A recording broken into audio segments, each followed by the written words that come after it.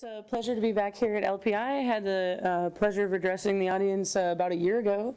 I think it was about a year ago, maybe it was 2 years ago, I think it was a year ago, something like that. But it's always really nice to be back here amongst friendly faces and in such an important place for space exploration. So when Andy and the group here at LPI asked me to do this, I was very excited because I'd gotten a chance to write about the movie a little bit for Scientific American when it came out, and it was fun because it's the kind of the first time that I ever saw anything of mine go and do something exciting and fun. So I was, it's like a little bit of excitement when you get to see something you did make some kind of a splash. So so that was really fun. So I'm super glad to be here. So I've never done a talk like this before. So the plan is to show a couple of clips, and that's when we're done, then I'll kind of talk about what's awesome about it, what annoyed me about it, or whatever we want to talk about here. So if you have questions or comments or something you'd like to bring up, let's go ahead and do that. So we'll get it through at least a few questions and comments, and then we'll move on to the next clip. And I've got some materials from some of the work that we're doing, so hopefully kind of talk about that. So hopefully this is as fun for you guys as I'm sure it'll be for me. So thanks very much for coming. So Europa, for those who may be new to the place, how many people have seen the movie? Guys, oh, okay, so you did your homework, excellent. For those who didn't, shame on, no, I'm just kidding. So Europa, for those who have never met my favorite place, or yeah, I guess it's my favorite place in the solar system, is a moon that's the size of about our moon of Jupiter. So it's the innermost icy moon. Jupiter actually has 4 moons. The innermost is Io, which is a volcanically active place, completely different from Europa in a lot of ways. Then Europa, then Ganymede, and then Callisto. And so those are the 3 later satellites are all ice ocean worlds. The interesting thing about Europa turns out not to be how much water it has, but of course that's why we're interested in it, but the fact that it's actually so silicate rich. So the fact that it has this interior that's silicate rich, that may be active with a relatively thin, it's a 100-kilometer ocean, right? With maybe a 10 to 20 kilometer thick ice shell over the top.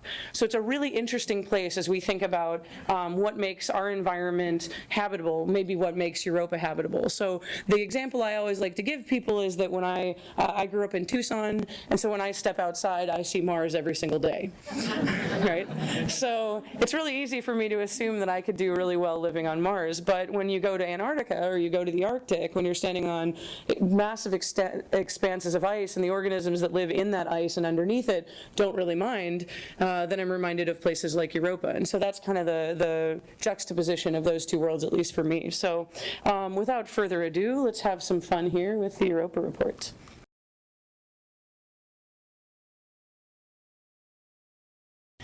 Alrighty, so our first clip, some fun things, some good things, right? An amazing launch sequence, pretty good. We've done that a few times, so it's not surprising they could get part of that right.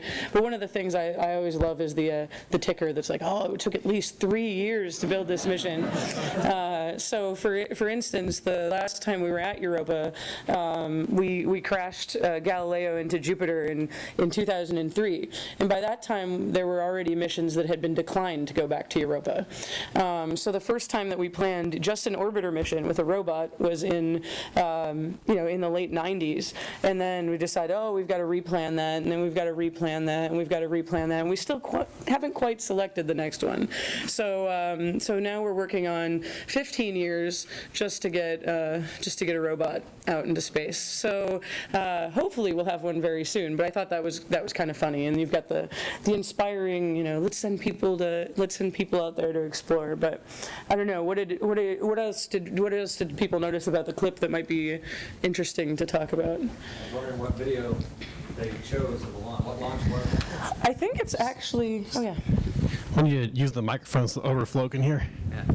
Oh yeah, what video did they steal of the launch there? So I think they've basically taken several different ones and made a mock-up. So I think it's actually a new video, but it reminds me a lot of like those secondary stages coming off. Looks a lot like the Atlas types, of launches. So one of the things is that maybe it looks like it might not be big enough. They've tried, right? It doesn't really look like it's big enough. So if you paid attention to the ticker, they were kind of explaining why it's not big enough in the bottom, but it's still maybe not. They're like, oh, it's going to launch and meet the command module in space, and they never really quite show that part. So anyway, it's an interesting point. So yeah. It was too short, but I guess I saw a crude vehicle that looked like it had a rotating structure called artificial gravity, which is in great contrast. Today, we can't afford it, too many launches, too heavy, we're going to let them get osteoporosis and all that stuff. But it looks like in this alternate timeline, we've got a rotating gravity artificially induced. Yeah, so that's one of the concepts that I didn't show a clip of, but everybody deals with gravity in different ways, especially when you have a low-budget movie.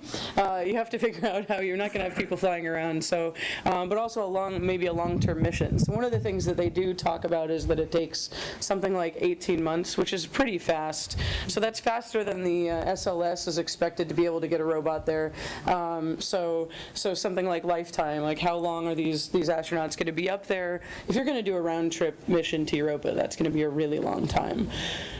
So 3 years is probably the shortest direct launch that has been expected. So if Clipper goes and it launches on SLS, it could make it there in 3 years, and normally it would take 6 years because we'd actually do a tour through the solar system in order to steal gravitational energy from passes of Earth and Venus in order to kick ourselves out to Jupiter fast enough. So that's how we normally deal with it. But in a human mission, you don't want to spend 6 years touring the inner solar system getting radiation doses. So you have to do a direct launch. So yeah, so that's one of the interesting things. One of the things that I always think about is they went, oh, this is such a great discovery. We've got to go back. We haven't been off the planet since 1972. So logically, the next step is to go to the Jupiter system. We haven't done asteroids, we haven't been to Mars yet, we haven't been anywhere, we haven't been back to the moon. Let's go to Jupiter. So, so anyway, I thought that was that's always fun. You gotta have scientific license or literary license with these things, right? So I loved that. So I thought that was kind of fun. So let's move on.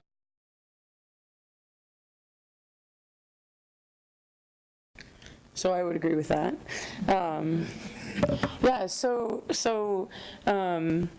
whenever we send space missions, and especially when we eventually get back to sending humans into space, there's always this kind of dichotomy between why you go. Do you go to explore, or do you go to do science? And I want us to do both, but so I thought this might be an interesting clip to lead into it, because the types of discussions that the first astronaut that they're interviewing, why are we here? Where did we come from? Are we alone? Those are the questions that I work on, and the questions that a lot of my colleagues work on, and the ones that we're really, really interested in. But there's a whole suite of questions as well, which is, what's the next step? Where are we going? The where are we going is kind of that human experience of sending people out and getting to do some of this. So there's always a debate amongst scientists and amongst engineers about why do you go? And I think they're both equally important, but I thought that might be kind of some food for thought for thinking about how we set the stage for exploration. So, I mean, why are people interested in space? What is it that made you want to come here tonight? Must be some reason. Is anybody in the overflow room want to chime in? Sorry, I didn't hear that. I was just asking overflow Wanda. Oh, yeah. Not right this second. Thank you. What's an answer? What interests you in space? What is the connection there? Because we are lonely here. Because we're lonely here. I would agree with that. And space, that you cannot imagine how deep it is. Yeah. It cannot be without purpose. To go back to the topic that you had at the last one, right? Seems like an awful waste of space if you don't actually use it, right? So that kind of question of exploration, I think, is something that's really human, something that's pretty cool. I mean, it's the reason we like to go hiking, and the reason we, I guess different civilizations have crossed different bodies of water at different times, looking for the new world.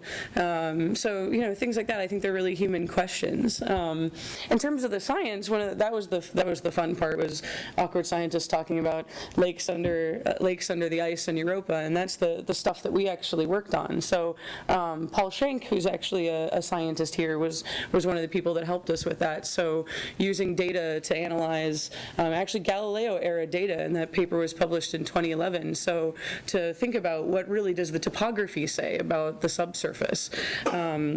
So I had a couple of pictures. I know there's a hand up in the back, so if you wanted to go ahead. Yeah, I was just, I do agree about the finding life elsewhere. It would be a waste of space if that weren't the case. But even if we don't find life nearby, we kind of have a responsibility as the intelligent species on the planet. Well, one of the intelligent species on the planet. Arguable. Yeah. But of the intelligent species on the planet, we're the only one that has the capability of taking a sample of that life off world. And so that makes us the only species capable of expanding life and thus ensuring its survival. Yeah, I think that that's an interesting question. So in planetary exploration, often we play the game that we call planetary protection. So we clean the heck out of every spacecraft that goes to some place we think might be habitable. For Europa, this is one of the cost drivers for missions, is we want every surface to not have a bug on it, because we don't want to go seeding Europa with life, which is a little bit egocentric, I think, to assume that everything we take would just take when we get there, but also probably not a bad idea. The flip side being solar system imperialism, where we just go and we throw life bombs at everything and see if it works. So equally interesting. One of them is maybe a little more damaging, but I think it's a good point, is that we know we have a finite lifetime, right? Our star is, well, we've got another 5 billion years, but that's about what we had here to begin with. So what do we do next if we're around? How do we evolve? How do we evolve ourselves into Star Trek or into something like that? I think is a really big question, and it kind of starts with these simple questions and these simple, how do we get to the next step, right? One foot in front of the other, and I think exploration works like that. We have to think big, but also actually act. So I would agree with you. So in terms of the science for how Europa works, this is kind of how we think about the ice shell. So this is the ocean down here. I mentioned the ocean is probably about 100 kilometers thick. And then most scientists believe that this ice shell is about 20 to 30 kilometers thick. So it's got kind of a crust on top that behaves a lot like the Earth's crust. Actually, I'm not sure I have the other picture in here, but so we see these regions. So the scientist in there was talking about chaos terrains. Those are the areas that we studied. And so we think that these are areas that have water in the subsurface, maybe big pockets, big lakes of water in the subsurface. So this is ice that's basically convecting like the Earth's mantle. So the mantle of the Earth convects, you get melt chambers, right? Those are volcanoes, or hot spots, magma plumes, things like that. So in ice, that's big water pockets, right? Or kind of the same thing. So there's this convecting ice that maybe works in a couple of different ways. We have these features we call bands that look like spreading centers, look like mid-ocean ridges except made out of ice.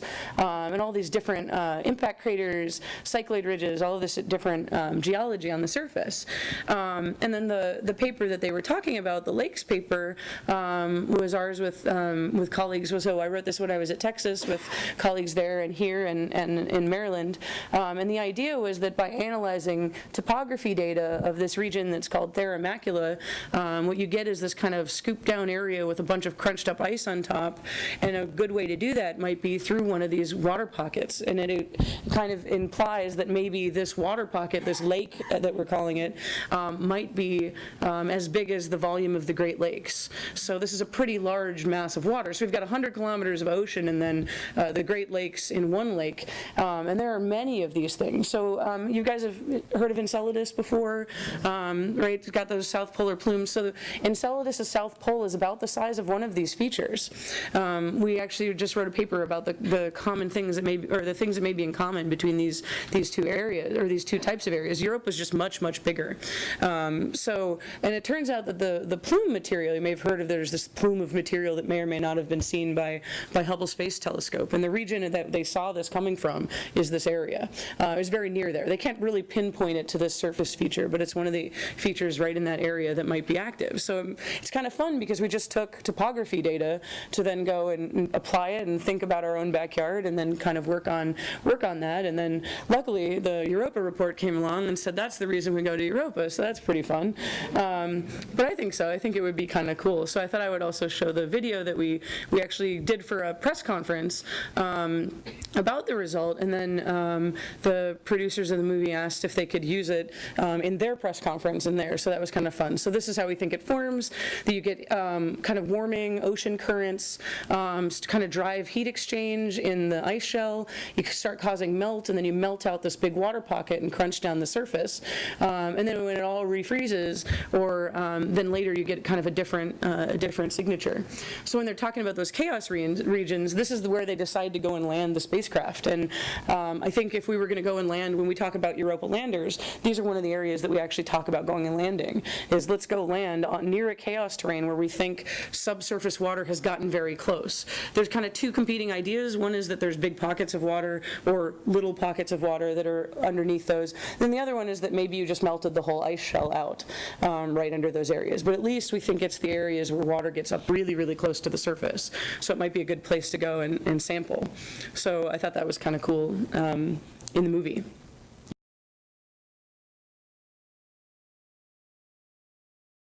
Some really bad fake gravity. Oh, awkward, right? And just like, yeah, I thought that part was really pretty fun. But if you look back at the imagery that they actually used there, they did a pretty cool job. So. Europa, actually, we've only got, unfortunately, we should have brought Paul's topography images down, but we actually only have 2 strips of Europa's surface that's covered at resolutions higher than 200 meters per pixel. So that's considered high resolution, whereas on Mars we can see things the size of this table, or the size of this desk or something like that in a lot of areas. So there's a lot of difference between the aerial coverage that we have in imaging data. Now they don't really tell us which, what era this is, right? We don't know exactly what year it is, but it seems to suggest that it's really been recent, right? So. Without more data, that's one of the reasons we really want to send another spacecraft back, is because we haven't really even seen the surface at a level at which we think we could maybe land safely. So can you imagine sending someone out to go land? Now the nice thing is if you got someone flying one, you have really advanced landing systems, then which you would need in order to land human beings on the surface, then you might actually be able to pick out a landing site, whereas most of these things would be kind of flying in the dark right now. So. I don't know, so one of the things that's kind of interesting, you could see kind of those fractures, right? The kind of dark material. I thought they did a really good job of that, right? That's real data that they've used, actually. So they went into the highest resolution data that we have, which is of a region called Connemara Chaos, which they mention in the movie. So that area is really the highest resolution that we have. It's kind of an interesting place. We always say X marks the spot. There's these 2 ridge structures that cross, and then there's this disrupted area that we think is one of these regions that the subsurface and the surface might be kind of mixing. And so that's what they've chosen. I thought they did a really beautiful job of the landing sequence, right? It reminds you kind of the Apollo sequences, right? So it looked very similar, right? So it was cool to see that they actually did a lot of work on that. So 2 friends of mine were science advisors to the movie, Kevin Hand and Steve Vance, who both work at JPL. And so these guys actually did a pretty good job of trying to make some of the science really realistic. So I thought that was pretty neat. Any questions anyone had about it? Yeah.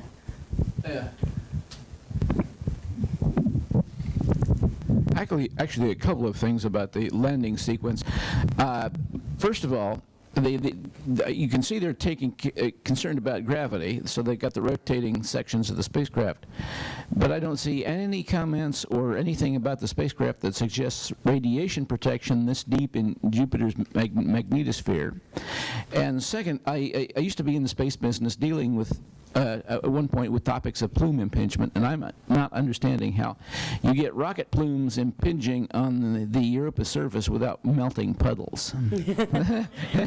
Yeah, that is a big thing. So they've kind of, what I like about it is they deal with enough, but not too much, right? So you've got the magic of the silver screen. So I thought that was a really good point too, is that when you land on a surface entirely made of ice, how's that going to work out? At least you're not moving through, so the nice thing is you're not moving through an atmosphere, right? Europa doesn't really have an atmosphere, so on Earth, most of that heat is coming from interacting with the atmosphere as you enter. So that would be different, but you still have rocket engines. So how do you get away from melting yourself into the surface? So that surface is 100 Kelvin too, right? So 110 Kelvin. Maybe it's a balmy 150 near the equator, right? So on a good day, but that's not too warm. So you might have some sticking problems as well. So I think that's an interesting point. So they'll show later, they actually try to talk about radiation, which I think is pretty interesting. So they don't talk about how they've shielded for it, but they talk about it, and they have radiation meters on everything. Oh, the radiation's going crazy. And if you listen, they were like, oh, there's a thermal anomaly, and there's something about a macula, and there's something about it, whatever. And so they're trying to use the language, which I thought was pretty good. But you could imagine that kind of a sequence maybe going through. So anything else anyone had about Europa? Or Any about questions from the overflow? No questions? Yes, we do have one. Can you either say it and I'll repeat it, or come on up, either way? I'd like to know how they determined the thickness of that ice. Was it measured or inferred? Or? How did they know the thickness of the ice? Was it measured or inferred? Yeah, so there's two ways. So the question is, how do you measure the thickness of the ice on Europa? So there's a couple of different ways, actually. So the geology, the surface geology, is our biggest indicator of what's going on. So models, like the one that we talked about, the one that we had for chaos, or the ones that we have for band formation or something like that, help us to try to understand what's consistent. Topography. So the way that topography relaxes over time, we know how ice behaves. We know how it behaves in different temperatures. So how much topography there is actually tells you how thick the ice might be in order to be able to flex to accommodate such topography. So that's one of the ways. Impact basins is another one. So we know impact physics fairly well. The biggest basins on Europa imply that the impact or the transient crater was maybe 25 kilometers or 30 kilometers deep, and those don't seem to have broken all the way through. There's material that's been resurfaced like a normal impact crater, but it seems to be consistent with a surface that is at least 20, 25 kilometers thick. So that's kind of the best things. There's a few reasons that people think that the ice shell is relatively thin. The biggest one has been chaos terrains, right? So those kind of blocky textures that they were showing, right, that look like icebergs. So for a very long time, people thought, well, maybe this is an area where the ocean has come up and melted out the bottom, and those are just ice rafts that are sitting around. So it reminded people of sea ice. One of the things that was cool about our, or at least that I think was cool about our model for chaos formation, is that it explained why these would look like a melt-through event that really weren't. So I mentioned the surface is 100 Kelvin. It's very, very hard to imagine something getting up to within a kilometer or a few hundred meters of Europa's surface and melting a whole chunk of ice when the outside temperature is 100 Kelvin. It's a pretty hard thermal problem to solve, and you have to solve it with a seafloor that's 100 and 150 kilometers away. So that's been a huge problem. But if you have a convecting ice shell and you get these water pockets that are trapped, then what we talked about was that it's actually maybe fractures that are happening. So ice is relatively strong, but if you get a little bit of water working its way in a fracture, that's how you disrupt giant massive ice shelves, for instance, on the Earth. And so in our work, we were looking at examples of these behaviors that ice has, which is that it's very, very strong when it's thick, but it can be broken at very specific places by hydrofracture, by basically water working its way into a very small crack and kind of pumping it up. So this fracture process explains the icebergs that we see, the topography that we see, how big the icebergs are without having to have one of these big giant plumes, and it kind of explains the topography that we see, which is sunk down in some places and then lumpy in other places. So that's kind of how we do it, is that we test and retest a model using the data that we have. Now that's what we've done so far. What we're hoping to do with the Europa Clipper project is to go back, because it was noticed that tides on Earth, basically, if you know how tides work, the planet kind of rotates around and basically gets distorted. So in the Earth-Moon system, there's a bulge that's always kind of pointing close to the moon, and it rotates around as the moon rotates around, and so you get kind of a stretching of the planet, and the tides, the water kind of blankets blankets out, and it seems to retract and extend, right? So that's basically what tides are. So in Jupiter, in the Jupiter system, we've got Jupiter that's a giant mass, and we've got Europa that's orbiting around it. But it's not on a perfectly circular orbit, so it's on a little bit of an eccentric orbit. So when it's in close, it's being really distorted. When it's further away, it's being kind of allowed to flex back. And so as it happens, it goes like this, right? Basically, the surface is getting extended in one direction and then compressed, and then extended and then never really compressed, but at least allowed to go back to where it wants to be.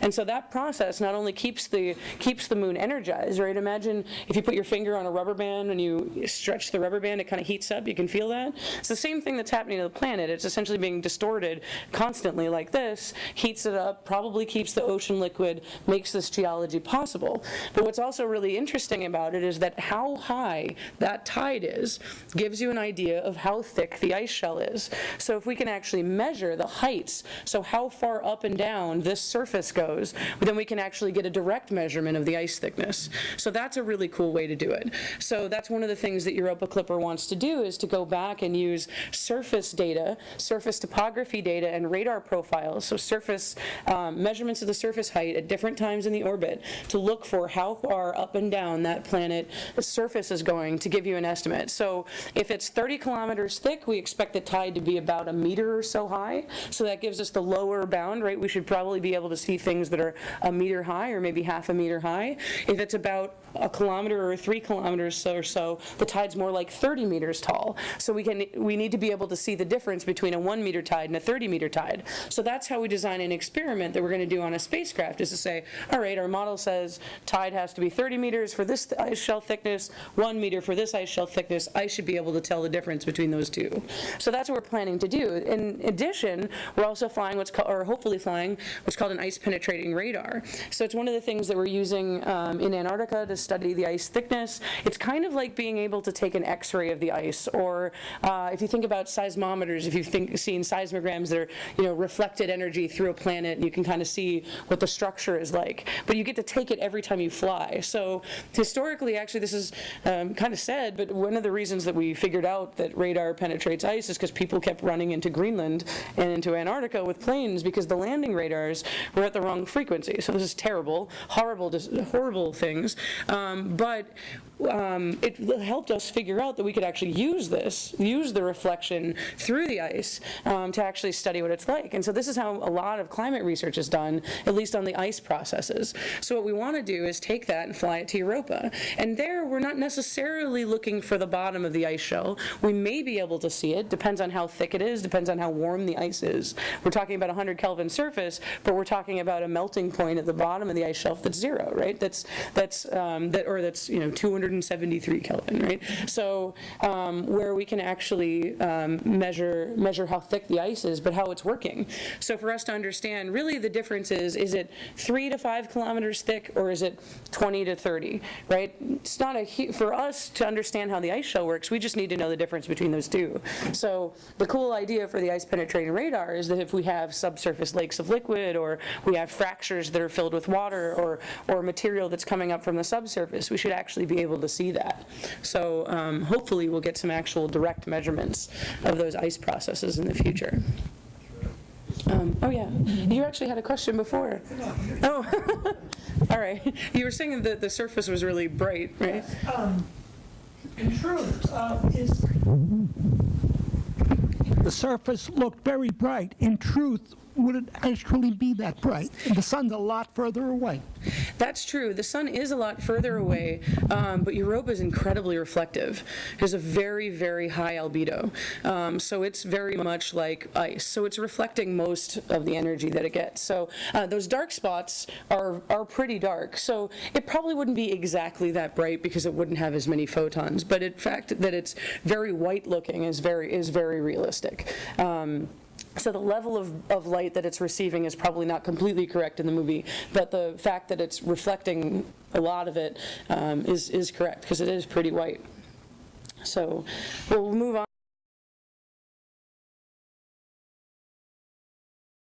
So I wanted to make that point too. So the idea that we have to find something swimming around doesn't necessarily, that's not necessarily what we need in order we may be looking at an extinct ecosystem on Europa, on Mars, on anywhere. But it's, I heard a really great quote. So Chris McKay is a pretty well-known astrobiologist, and he gave a talk at a workshop recently. He said, the opposite of life isn't death, the opposite of life is rock. So we're not looking for life, we're totally looking for death, right? So you're looking for what's left over, cells or products or something like that from living organisms. You don't really detect us from space based on us being alive. Nobody would be using a telescope to say, oh, yep, people walking around on the surface of Earth, they're looking for our waste products, right? Carbon dioxide, oxygen from plants, things like that. What you see is the byproduct of biology, the stuff that's left over, right? When we're trying to understand the Earth's history, we're looking at fossils. We're not looking at, dinosaurs walking around today. We're looking at fossils, and we're looking at deposits of carbon and biomarkers from different periods of time. And so I thought this was really great, and probably I know that Kevin and Steve had a lot to do with that, getting this idea out there that it's not really, you don't necessarily take a micro lens and wait for a fish to go swimming by. There's other things you can do to think about that. So anyway, just kind of a paleontologist perspective on the search for life in the solar system. So.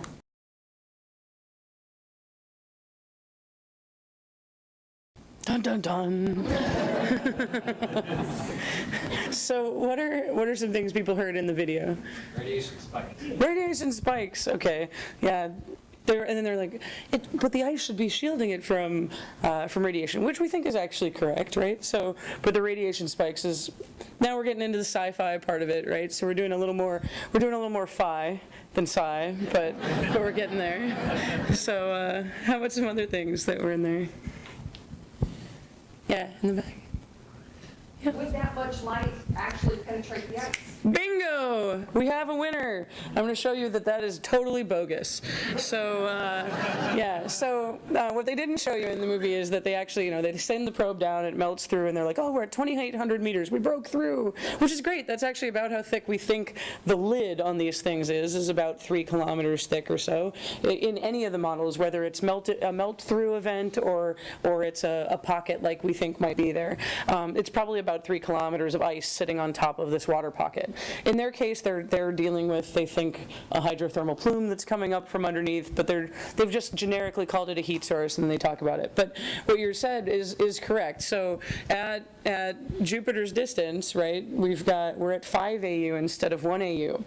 So 1 astronomical unit being the distance that we are from the sun, Jupiter is out there 5 times farther. And then you basically have any surface area goes as r squared, right? So you have to basically do the surface area problem. So it's much, much less light than we get here. So what I thought I would show is a couple examples of what we do see. And so this is actually from this field season. So this is a robot we call IceFin. This is my team working on it in the lab. So this is down in McMurdo Station, Antarctica.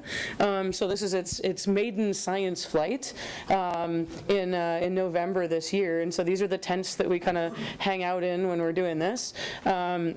There's a hole that we actually burrowed through with using a hot water drill. So it's basically like a very advanced hot water hose that you put all the way down through, melt a hole through the ice shell, and then we take IceFin, which is this vehicle here, and go down through it. And this is basically a swimming oceanographer.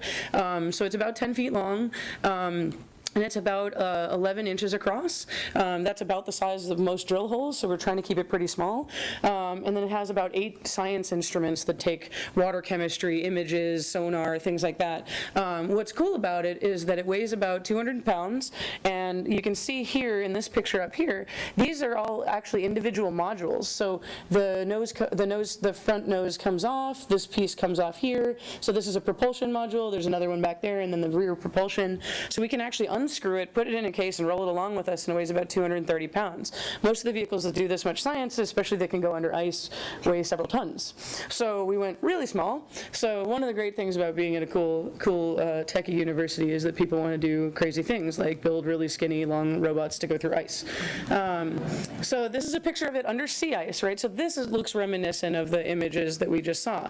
The topography is very similar, so they did a pretty good job of what topography might be like underneath the sea ice, right? So this is sea ice. Sea ice is basically annual or multi-annual, which means it melts out every year and then it comes back, and it melts out every year and it comes back. Ice shelves, or the ice shell on Europa, is a multi-annual phenomenon. That thing has been there for billions of years, right? So very cold out there. And so ice shelves on the Earth have been there since the last glacial minimum, so the one that we're going to study. So I'm going to show you some pictures of what it really looks like. So there's Icefin's head coming out underneath. You can see holes and stuff in the ice, and then this is kind of the transmission that you get through this sea ice. Any guess as to how thick this ice is here? Yeah, it's about 6 feet. That's a good call. So it's about 2-3 meters. These can be up to, these can be 5 meters thick, but sea ice is really relatively thin.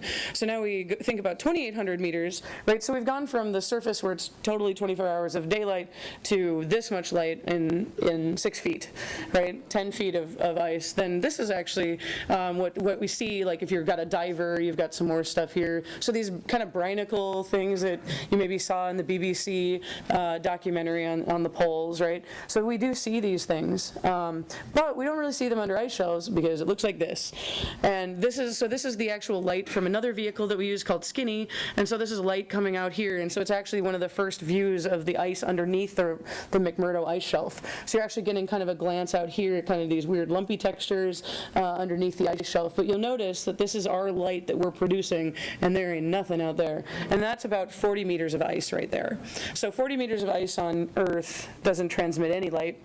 It's certainly not going to do it in 2,800 meters of ice at 5 times our distance. So good point. That's the one thing that I was like, oh no, just put headlights on your sub and it's totally accurate.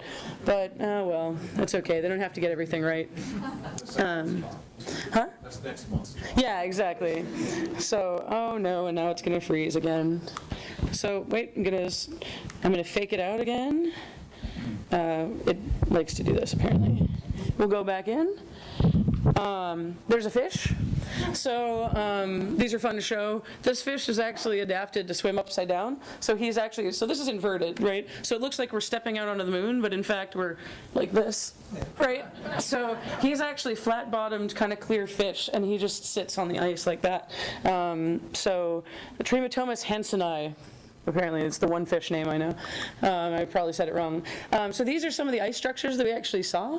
So these are really long, weird crystals that are forming slowly from freezing out of the ocean, attaching itself to the bottom. So anyway, I wanted to show that as examples of what we actually do see in those environments, because that to me is meters of ice. In the movie world, it'd be horrible set design if you couldn't actually see what the camera was pointed at. Yeah. So the water's really clear here, but is the best guess that the water would be that clear on Europa to be able to see? That's if you were to go under the ice? Yeah, that's a really good question. So we debate this, right? So the salinity or what's in the ice or in the water depends on how much it's been stirred up. So in one of these ice pockets, then you might expect it is pretty clear. Even in Antarctica, even relatively stirred up, until we get down really close to the bottom, you have pretty good transmission. So I would think probably, at least in the upper part. You might have particulates, though. We do see that, right? You might see particulate rain of sulfur species or something like that, but you might probably it'll be pretty clear. There's a lot less rock on Europa, which basically means on average there's a lot less stuff to get up into the water, if you want to think about it that way. But whether that matters or not, we don't have any clear answer to that. Good question.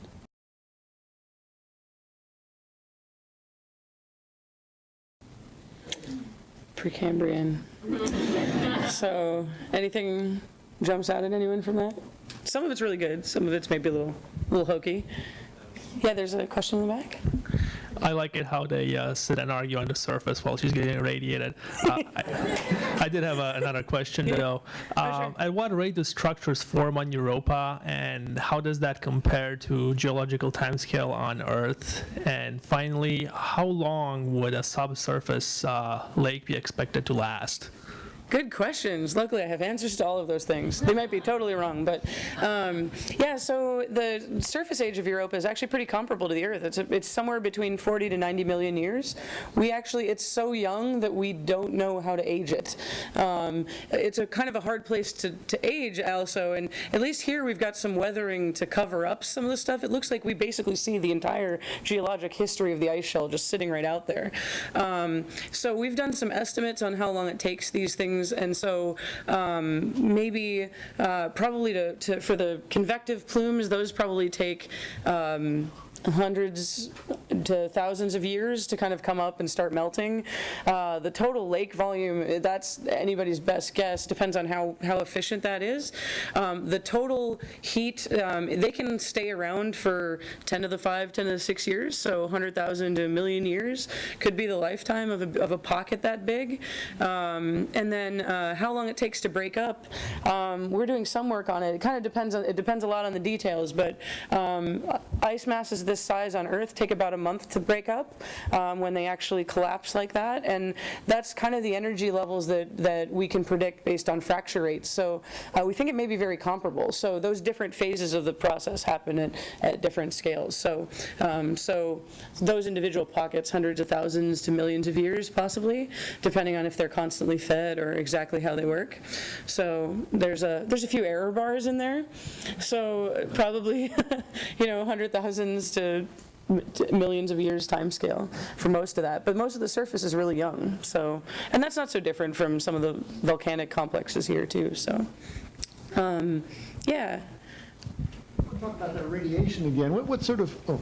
I want to talk about the radiation again. What sort of radiation would you see? What the level would be? Could human beings survive there? And would you get like something like Cherenkov radiation from interaction with the ice? So maybe it would glow just from the radiation. Yeah. So the ice itself probably doesn't really participate, but the levels are pretty intense. So I should have a better number, but we're talking. So it kind of depends on over the lifetime of the spacecraft, but we talk about 10 to the 9 rads. I don't know if that makes any sense over 3 years or something, and that depends on where you are. And so like our clipper is going to end up with this giant radiation dose. So is a human being going to live on the surface of Europa? Certainly not. No, they'd be fried within hours. It's pretty bad.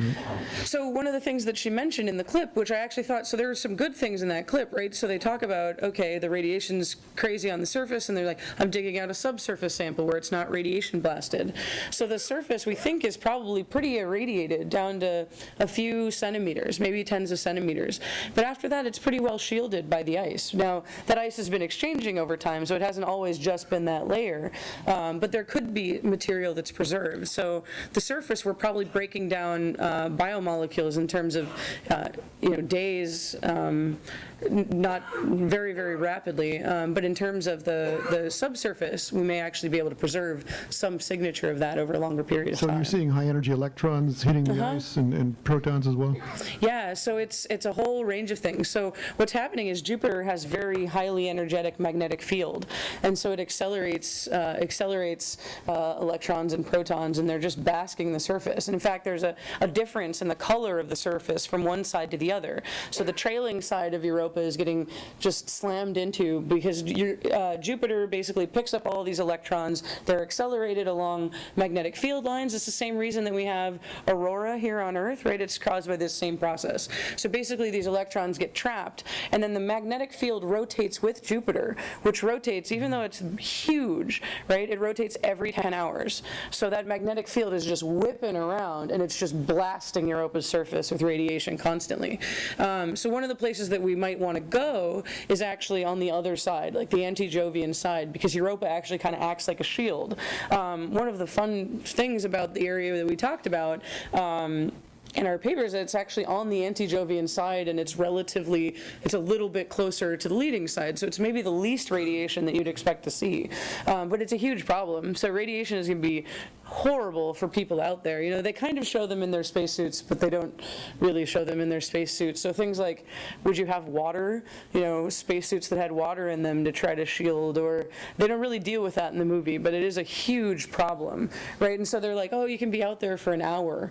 I can't imagine wanting to be out there for an hour, even really wrapped up. I'm not sure what they're doing there, but it's pretty cool. But I guess you've already lived all the way to get there, and then maybe another hour. Who really minds? So, Do we have any, let's Yeah, I check don't with the overflow room real quick. Any Sure. questions over there? yeah, really. Not right now. Yeah. Oh, yes, we do. Yes, we do. All right. What is a core made of? Is it What is the core of Europa made from? Yeah, so the is a lot like probably our moon. So it's a silicate mantle with an iron core, as far as we can tell. The exact size of the iron core, we don't have a huge. It can vary by 100 kilometers or so because our gravity data isn't all that great. So gravity passes of the moons are how you get this data, that's how you figure out their internal structure. We don't have great Galileo data, so we only had a handful of close enough passes. So one of the things that Clipper or another Europa mission would do is go and be able to get better gravity data so that we can answer that question to greater fidelity. We would really like to know if that interior is active still today and what's been happening with it. So that would be really cool. So hopefully, but it's definitely, so Europa's radius is about 1,500 kilometers, 1561, and so about 100 to 150 of that is water ice, and so the rest of it is a silicate core, very similar to very similar to our moon in terms of size. So a little bit smaller, but very similar. And so silicates over an iron core looks like what it probably is. We have one more over here, if that's okay. Did they address the heating the suit? How did she stay warm? The question is, how did she stay warm when she's out there on the ice for an hour? Radiation. It's a microwave suit, so it does both things really well. You know, I actually wondered that myself. I figured I would show the clips that I know the most about, which is the ice itself and things like that. But I'm not actually sure how you would deal with that. I don't think we know very well. We'd probably be making larger, faster steps towards Mars, for instance, if we knew how to deal with that for a long time and deal with the extreme radiation. I guess it's still pretty cold on the moon, though, right? So, but still pretty cold in space, but maybe not 100 Kelvin to the places that we've been. So that probably is a huge potential issue, and it's not dealt with in the movie. So maybe it's that unobtainium from the core movie. So we're trying to hit the other greatest hits that you guys have been talking about. Looks like there's a comment. Oh yeah, there was actually one up here too. So we'll do both. Yeah, actually I've been looking at the problems with spacesuits for some time, and the biggest problem isn't keeping someone warm, it's keeping them cool. So, because actually the human body generates heat to keep itself, going. So the spacesuits would be highly insulated and it would hold the heat in. So it would have to have some way to get heat from the body to get it out of the spacesuit. And for the spacesuits that we have now, that's usually like a water garment that's like an undergarment that circulates cool water around the body to get warmth from the body and then radiates that out of the spacesuit. So actually it's counterintuitive, but that's the problem is keeping the body warm, getting rid of the excess heat rather than keeping it warm. It's an interesting problem. It's been pre-Apollo. And one of the nice things about that is that if you're going to solve it in that way, you might be able to use some of that water for radiation shielding too. Of course, then you have the cascade problem because it only shields you from certain radiation. But yeah, anyway, so thanks for that. That's a good thing to think about. For Venus landers, just in case you were wondering, that's actually our biggest problem. So I don't think about people all that well, but I think about spacecraft. And so if you're trying to land on Venus, that actually becomes the problem. You can actually do a pretty good job of shielding yourself from the heat from Venus itself to preserve lifetime. You end up cooking yourself with your own waste heat from the instruments. So they think about putting things like paraffin in to let it melt off. off, things like that. So yeah, so some of those problems are inverted. So thanks for bringing that up. It's a good point. You had a question very early on. Oh, right over there. So sorry. Hello. Many of the food chains here on Earth involve photosynthesis, and with no light getting through the ice on Europa, what sort of food chain might exist there? And sheer, hypothetical guessing, how far do you think the chain would stretch? What sort of life might you expect to find? Yeah. Best case scenario. Yeah, this is a huge question. That's kind of what I wanted to bring up, is that they're like, oh, it's an algae. So we're photosynthesizing on Europa. So maybe it might be possible, but it would have to be something that was always living in the ice. So that's a really good question. So on Earth, there are many things that live in chemosynthetic environments. The problem is how dilute it becomes, right? So the idea that we go down and we see fish swimming around in Europa might be really difficult because the amount of material that's actually exchanging really matters. So in Europa science, we often talk about kind of the holy grail for astrobiology, at least from a geophysics perspective, which is the kind of stuff that I think about, is figuring out ice-ocean exchange. So how much of the surface material is actually getting down into the subsurface, getting down into the ocean. So in a system like existed on early Earth and it exists now, so water-rock reactions tend to be what we call reducing. And then high oxygen environments are oxidizing. So basically this creates the basis of energy exchange. And so organisms on Earth are basically stripping electrons or giving away electrons in order to make energy. So they're moving electrons around in an interesting way in order to do biological work. So one of the things that may have emerged, so hydrothermal vents, this is one of the reasons that we're so interested in them, is that you had a reducing fluid coming out of a hydrothermal chimney or something like that, and interacting with an ocean that maybe had more oxidizing environments. Early on, it would have been anoxic, actually, right before the rise of oxygenation, but it may have been more oxygenic than, or more oxidizing than the reducing fluid that's coming through the subsurface. So when we think about those, that's the kind of thing that we might think about is hydrothermal vents. Right now, we have an oxygen-rich ocean and a relatively reducing fluid that's coming up, and that chemosynthetic energy allows organisms to power, like at Lost City, right? You've seen these communities of tube worms and crabs and everything down there that are dependent entirely on chemical energy right now. Now they do have material that's falling down from the surface biosphere. So how does that work? That's a big question. So I think one of the questions that we really want to ask, and that's why we ask these questions now, is how much energy is available? Do we have plate tectonics on the seafloor opening up vents? Do we have examples of that exchange? If you want to think about Europa's surface, you can think about it a little bit as acting like its atmosphere. So our atmosphere is the oxidizing substance that we use. Oxygen actually is terrible for life. It's so hard to deal with, but we're really good at it because we evolved here. So that oxygen environment, you might think about the ice, the surface of the ice is being blasted by all this radiation, right? So you've got H2O, and you blast it apart, and you actually can end up making lots of H2O2, hydrogen peroxide. So that radiation that's really terrible for living on may actually be what creates enough oxygenetic or oxidizing products up on the surface that as an ice shell collapses and icebergs flip over and brings material down, or the material gets subducted, which we think happens. So there's actually been recent results that show that Europa may have subduction zones. So part of the surface is actually being drawn down, and then in these chaos regions we think that the ice is being mixed up by it collapsing. So you're bringing some of that oxygen-rich potentially, or that oxidizing material, down into the ocean. So that's the kind of the coupling the terminals of the battery is how we think about it, is that you've got a reducing terminal at the bottom of the ocean and an oxidizing terminal at the top. Can you connect those two through geologic processes? So the question is, do we have enough energy, and where do we have it? Because in 100 kilometers of water, it could be very dilute. But we're thinking about it right now. One of the cool things to think about is is this question of life or death, right? Did it happen ever is just as important as is it happening now. And so if it ever arose, it's possible that maybe it could alter its ecosystem the way that we've altered ours, to the point that you can maybe continue even when it gets to be nutrient poor. There's lots of examples of organisms that survive in and thrive in very difficult environments here on Earth. So it's definitely a big question that we talk about. So I'm going to skip these next two because they're just fun to watch. She should have come back.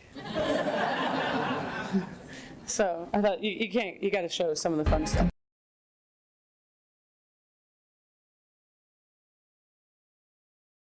Dun dun dun. So yeah, so I kind of think of there's some cheesy things. You have to have a big monster in a sci-fi movie, right? You absolutely have to. That would be really sad if you didn't. And I love that it's an octopus because I'm obsessed with octopi. But I wanted to show you some things that we have actually seen living in weird icy environments. So this is not data that I personally took, but the vehicle that we use called Skinny was taken down to another part of the ice shelf where we're working on the other side of the island. And these are actual, so this is the bottom of the ice again. These are actually anemones that are growing out of the ice. So this is a totally new species that no one had ever seen before. So these anemones here are about 4 to 5 inches long, and they're kind of dangling, 4 to 5 centimeters long, and there's some bigger ones here too. So relatively small, and they kind of are dangling out, kind of filter feeding, but they're not the only things there. So remember we showed the fish that's kind of adapted to swimming upside down. He's relatively clear, so he spends most of his time in an under ice environment. But this thing is crazy. So this, we don't even know what it is because no one's ever caught one before. This is the only one that's been seen, and we called it the egg roll for obvious reasons. But it turns out this egg roll got the propellers on the vehicle, so it got up close to the ice and it disturbed this little guy, sent it flying, and it was very upset about it, and it shot out an arm and grabbed onto an anemone and pulled itself back. So that's weird, and that exists, and no one knew it existed. So maybe it's not so far-fetched to imagine these things. So this is a type of anemone that normally burrows into, its relatives burrow into sediment or burrow into corals or something like that. They're soft-bodied, right? So, but these things have figured out how to burrow into ice, which means they're having to burrow back constantly because the ice is also melting right there.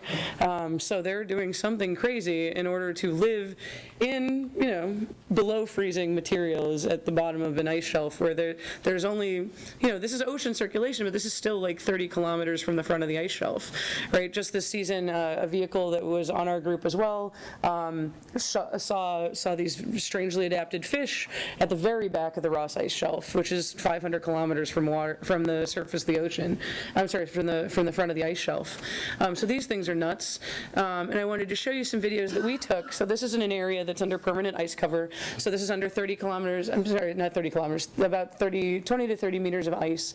And so this is the seafloor, and you're going to see a sea star come moving around. And so what was amazing to see here is that there is no light in this area, and there hasn't been for at least millions of years.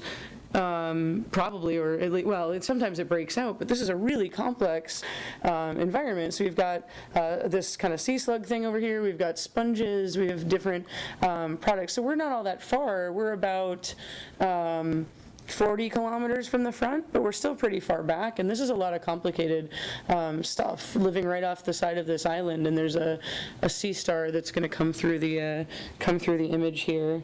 I don't know if we can speed it up. Oh, I guess we didn't get to see him. But here's a giant shrimp we saw. So this thing's about 1 foot long. So he's hanging out down there. He's got eyes, so clearly he mostly lives in a light environment. But there's a lot of stuff down there that we don't necessarily understand exactly how it works. And so this is still has access to open ocean, but it's a pretty cool thing to think about how organisms live and work in these places. So we've got a lot to learn. So what do I think is likely? I think we're probably talking about, microorganisms or something like that, right? Things that can live in the ice or that can live live relative in colonies or mats or something, right? Life loves an interface.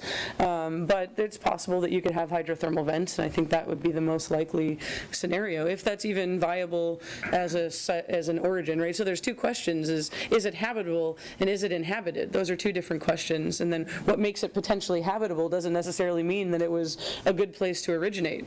Maybe you need a warm, wet pond and lightning, or maybe you need a hydrothermal vent. If you need a hydrothermal vent, Europa might be a great place. Certainly in the last 4 billion years, there's been a time when it was very much like the early Earth.